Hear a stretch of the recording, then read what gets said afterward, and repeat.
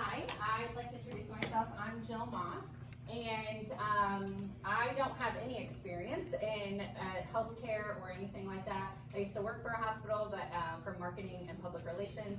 I'm currently the chief operating officer of a bank. But tonight I'm here as a mother, and I first want to say that this will be our first encounter into the school district. My son will be going into kindergarten. And so I just honestly, I didn't even prepare to speak tonight. I just came and I thought, I just kind of wanted to speak from the heart. I know most of you on the board, and I want to say thank you very much for serving on our board. I think it takes a lot of guts. And I really honestly, looking at each one of you that I really do personally know, I know that you have my child's best interest at heart. And I think that you do on all the people sitting here behind you as well.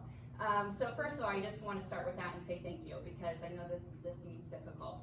Second, I really don't want to pile on with statistics because I can't and I won't. I think they did a great job of that. But I really do want to ask that you think of this decision as a health decision.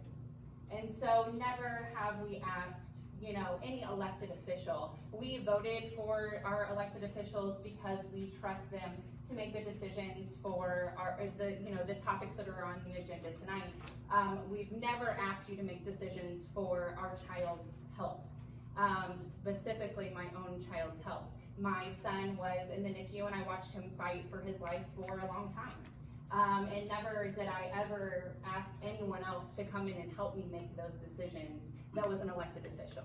And so I see this as a health decision for my child, for all of our children, and I ask that you do the same.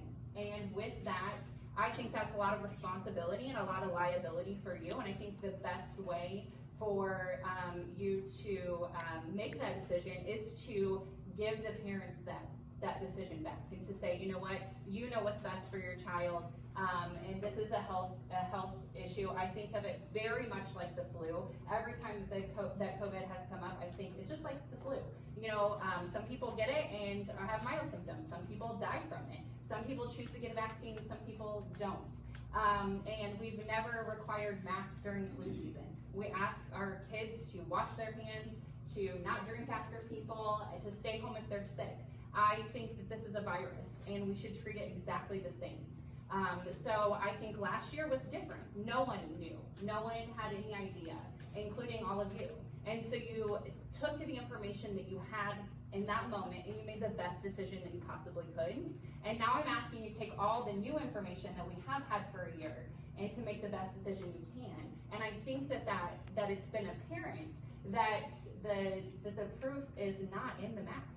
And so I just ask that you please give it our the parents, all of us that are here. What I don't see are any parents here that are for masks and talking. What I do see is everyone here is saying, please give us the choice, and are fighting for you to see that we are capable of doing that, and that we are capable of following the same standards that we do for the flu. And then second, I just want to say that this will be my child's first encounter with school.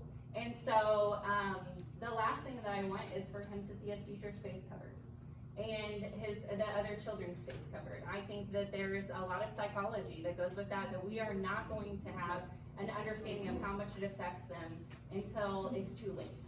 And so I do ask that you please understand that my 5-year-old needs to be able to read the face of his teacher and needs to be able to read the face of his peers. So again, I just thank you so much for your service, and I thank you for allowing me some time tonight.